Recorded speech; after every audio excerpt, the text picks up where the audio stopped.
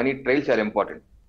మనం ఏదన్నా మనం చెప్పేయచ్చు, కాకపోతే దానికి ప్రాపర్ ఆధారాలు సిస్టమేటిక్ గా పుటప్ చేసిన అవసరం ఎవరికైనా ఏ విచార సంస్థ కన్నా ఉంటుంది.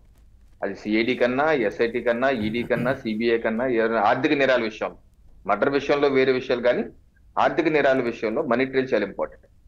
ఈరోజు ఎస్టాబ్లిష్ ఇప్పుడు ఎస్ఐటి మనం రాష్ట్ర ప్రభుత్వం ఎస్ఐటి ఆల్రెడీ 5/2/2025 జీవో నెంబర్ 252 262 తో ఆల్రెడీ ఒక జీవో ఇచ్చింది. దీనిలో రాజశేఖర్ రెడ్డి గారు ఆ ఎస్ఐటికి అధిపతిగా 7 మంది సభ్యులు ఉన్నారు.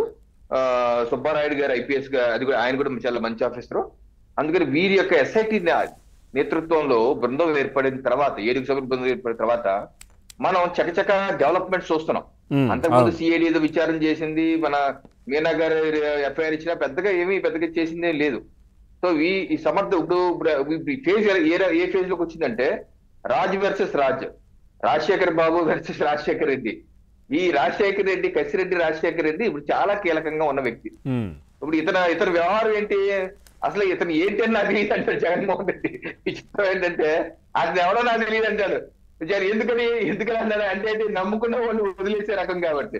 నీకెందుకు తెలియదు, ఎందుకంటే మీ ప్రభుత్వం ఏర్పడిన మొదటి మాసంలోనే ఆయన మీద ఐటీ అడ్వైజర్ గా వేసుకుంటూ జీవో ఇచ్చారు.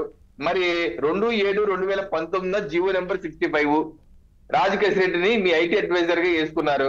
మరి జీవో ఇచ్చి మీరు వేసుకున్నాక నెల రోజుల్లోనే ఆయన ఎవరు నాకు తెలియదు అంటున్నారంటేనే అర్థం అవుతుంది.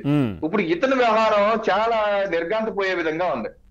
ఆ స్పై సినిమా ఏంటి, ఈలో స్పై రేంజ్ లో, హాలీవుడ్ స్పై రేంజ్ లో తప్పించు తిరగటం ఏంటి. మీకు విషయం తెలుసా, స్టోరీ కూడా ఆయనదేనంట సార్, ఆ స్టోరీ కూడా ఆయనదేనంట, రాసుకున్నారు ఆయన, స్టోరీ ఇచ్చింది కూడా ఆయనేనంట. ఆయన సొంతంగా రాసుకున్నాడు కాబట్టి కథా స్క్రీన్ ప్లే, దర్శకత్వం, నిర్మాత అన్ని ఈయనే రాసుకుని రేపైనా Hollywood award, Oscar award, Hollywood award కాదు, ఈ స్పై అంటే ఏ విధంగా, ఇట్లా ఈయన ఆలోచన విధానం ఏ విధంగా ఉంది, ఇక్కడ బ్లూ ప్రింట్ ఏ విధంగా చేసుకున్నారు, దీంట్లో స్కామ్ ఏ విధంగా చేయాలనుకున్నారు అనేది ఆయన టైటిల్లోనే తెలిసిపోతుంది. చాలా సృజనాత్మక శక్తి ఉంది. ఎందుకంటే అంత సినిమా రాయటం ఏంటి, బహుభాష చిత్రం తీయటం ఏంటి మొదటిసారి. అందులో ఆ యొక్క సినిమా ప్రొడక్షన్ టైటిల్ పేరు ED entertainment private limited, ED అంటారు. అది తప్పనిసరిగా ఎన్ఫోర్స్మెంట్ డైరెక్టరేట్ నీకు ఎంటర్టైన్మెంట్ తప్పదా, ఎన్ఫోర్స్మెంట్ ఎంటర్టైన్మెంట్ ఆ పేరు కూడా చూడండి, ఈడీ ఎంటర్టైన్మెంట్ అంటే బహుభాష చిత్రం. మరి ఇంగ్లీష్ లో కూడా డబ్ చేసి ఉంటాడు.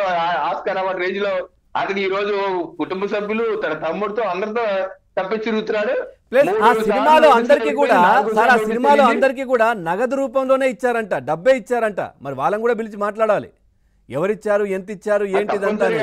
క్యాష్ ఇప్పుడు ఈ రోజుల్లో అండి డిజిటల్ ఫుట్ ప్రింట్ వచ్చిన యుగంలో అండి ఏ నేరాన్ని ఎవరు తప్పించుకునే పరిస్థితి లేదు. ఎందుకంటే క్యాష్ తో ఎక్కడ వైర్ ట్రాన్స్ఫర్ చేసినా, క్యాష్ ట్రాన్స్ఫర్ చేసినా తెలిసిపోతుంది. ఫర్ ఎగ్జాంపుల్ మనకు వస్తున్న సమాచారం ప్రకారం ఏంటి, రాజు కసిరెడ్డి ఆధారంగా ఏదో డిస్టిలరీస్ నుంచి ఆ డబ్బు ఎక్కడికి వెళ్ళింది, పేమెంట్ల రూపంలో, వివిధ ఫేక్ ఇన్వాయిస్ రూపంలో బంగారు దుకాణాలు కావచ్చు, యాడ్ ఏజెన్సీలు కావచ్చు, లేదా రియల్ ఎస్టేట్ కంపెనీలు కావచ్చు, వాళ్ళకి ఆ డబ్బు డిస్టిలరీస్ నుంచి డబ్బు వెళ్ళిందని వాళ్ళు ఫేక్ ఇన్వాయిసెస్ ప్రొడ్యూస్ చేశారని, ఆ ఫేక్ ఇన్వాయిసెస్ లో కొంత పర్సెంటేజ్ వాళ్ళు ఉంచుకొని తర్వాత మళ్ళీ క్యాష్ రూపంలో ఇంకోరికి ఇచ్చారని చెప్పేసి మనకు బయటకు వస్తున్నట్టు సమాచారం.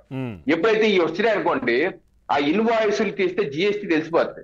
ఆ జిఎస్టీ నువ్వు ఎక్కడ కొన్నావు, జిఎస్టీ ఎండ్ టు ఎండ్ వచ్చేస్తుంది కదా సార్. ట్రైల్ నువ్వు సరుకు ఎక్కడ కొన్నావు, ఎంత కొన్నావు, ఎక్కడ ట్రాన్సాక్షన్ ఎవరికి అమ్మావు, మొత్తం ట్రైల్ ఎస్టాబ్లిష్ అయిపోతుంది. ఎక్కడైతే నీ గ్యాప్ వచ్చిందో అక్కడ అర్థమైపోతుంది నువ్వు దొరదం చేసావని. ఎందుకంటే అది సుమారుగా 1000 కోట్ల వరకు అట్లా అటువంటి ట్రాన్సాక్షన్ రాజు ప్రెసిడెంట్ చేశారని చెప్పి మనకు వస్తున్న సమాచారం. అలా చేస్తే దొరికిపోతారు కదా, ఫేక్ జిఎస్టీ ఇన్వాయిస్లు దొరికిపోతారు. సో ఇప్పుడు నియోగంలో అంటే ఎటువంటి నేరాలు చేసినా దొరకము అంటే కాదు, దొరికిపోతారు, కానీ కొంత సమయం పట్టచ్చు. అలాగే రాజకేశ్ రెడ్డి విషయంలో అతను